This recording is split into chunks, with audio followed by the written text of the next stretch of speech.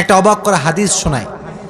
ফাতেমা এমন একজন বউ ছিলেন যিনি তার স্বামীর কাছে কোনো আবদারি করতেন না, কোনো কিছু চাইতেন না। তো একদিন স্বামী আসছে আলী, এসে বলছে, এই ফাতেমা, তুমি আমার কাছে কোনো কিছু চাও না কেন?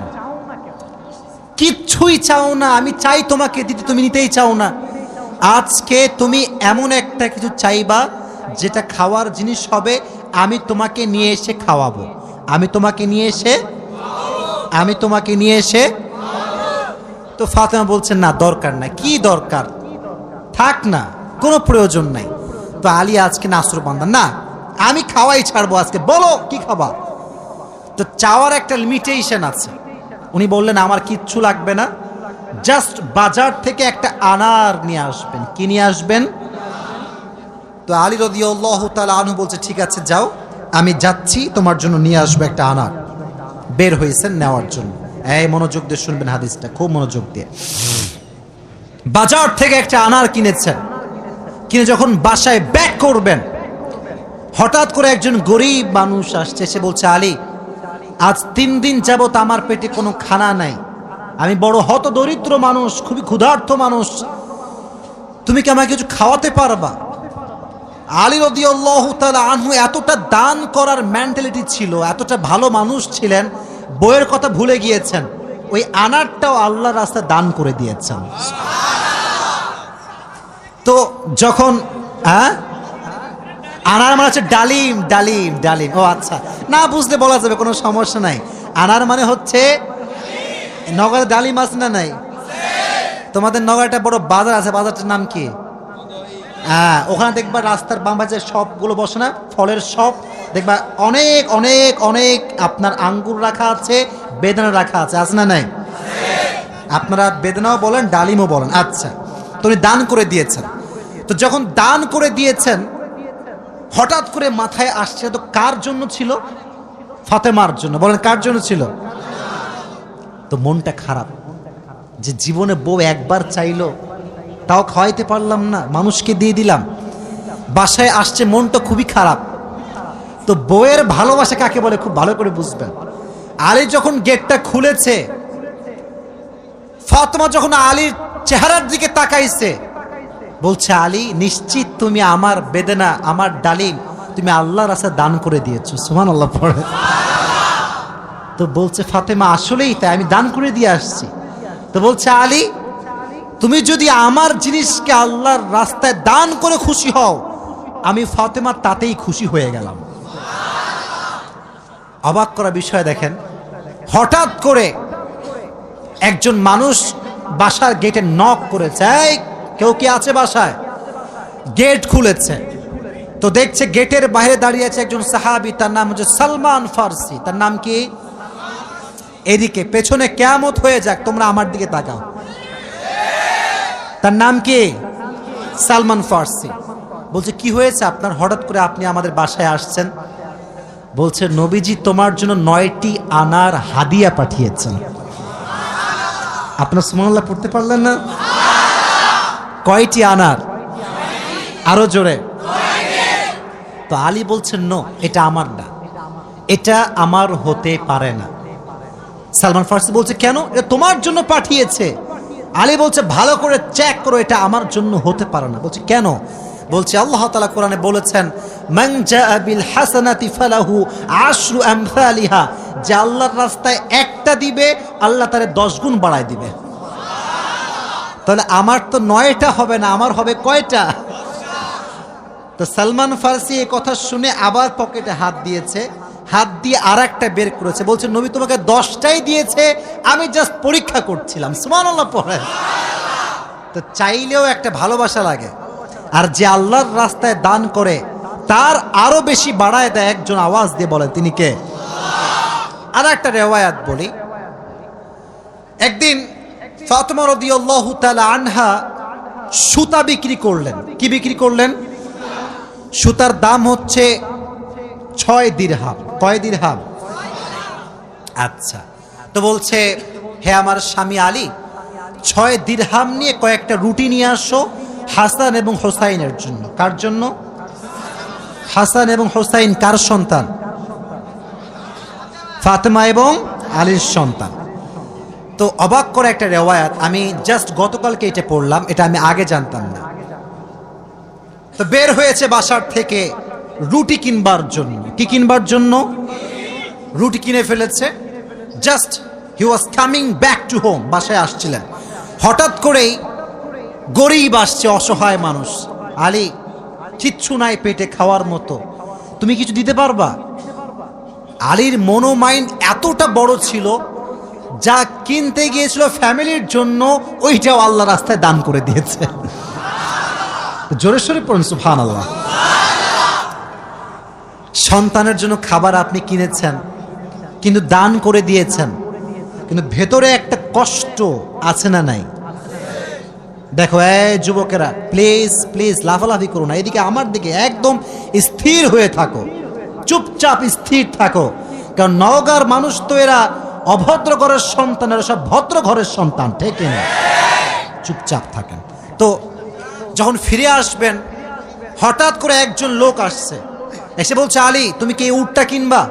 উট? বলেন কি? তো আলী বলছে, না ভাই, টাকা পয়সা নাই, কেনার সম্ভব না। তো বলছে, তোমাকে আমি এইটা এখন দিচ্ছি, তোমার যখন বিক্রি করার সুযোগ হবে তখন বিক্রি করবা, তোমার লাভ তুমি রাখবা, আর আমারটা আমাকে দিলেই হবে। তো আলী বলছে, ঠিক আছে দাও। জাস্ট উটটা নিয়েছে, উট নিয়ে বাসায় ব্যাক করবে, আবার আরেকজন আসছে, বলছে, ভাই এর দাম কত নেবেন বলেন? বলছে, ভাই আপনি দাম বলেন। যে উটের দাম হক 200 দিরহাম, ওই লোক আগেই বলছে, আমি এটাকে তোমার কাছ থেকে 300 দিরহাম দিয়ে ক্রয় করে নিব। নিয়ে নিয়েছে উট। তাহলে আগে ছিল মাত্র কয় দিরহাম, এখন তিনি কয় দিরহামের মালিক হয়ে গেলেন? সুবহানাল্লাহ পড়তে পারলেন না? এখন এই যে 300 দিরহামের মালিক যাকে দিবে, লভ্যাংশ খুঁজে পায় না। কই গেল লোকটা?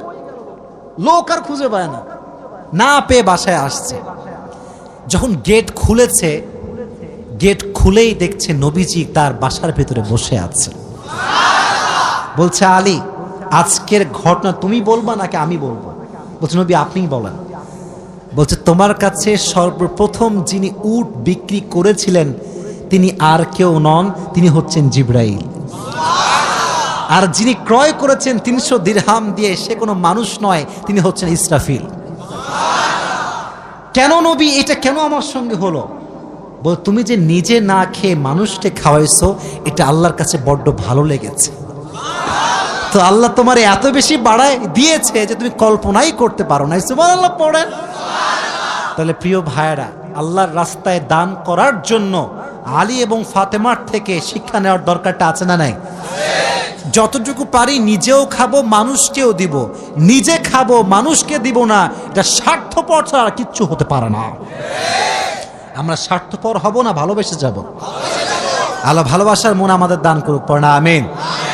আর একটা হাদিস, আচ্ছা বলেন তো পরিবারের, আচ্ছা এখানে সব যুবক আমার মনে হয় আমরা মধ্যবিত্ত পরিবারের সন্তান, ঠিক আছে না প্রিয় ভাইয়েরা? শোনেন একটা কথা বলি, অনেক সময় অনেক যুবকের মন খারাপ হয় যে হুজুর শখের একটা R15 নাই, শখের একটা আইফোন নাই, ঠিক আছে না প্রিয় ভাইয়েরা? শখের একটা গাড়ি নাই, শখের একটা বাড়ি নাই। অনেকের এটা কষ্ট থাকে, না বললে হবে না, এটা মানুষ হিসেবে কষ্ট লাগে, ঠিক আছে, কিন্তু মাথায় রাখবা, এদিকে হাদিস বলছি, গরিবরা, মধ্যবিত্তরা বড়লোকের চাইতে 500 বছর আগেই জান্নাতে প্রবেশ করবে।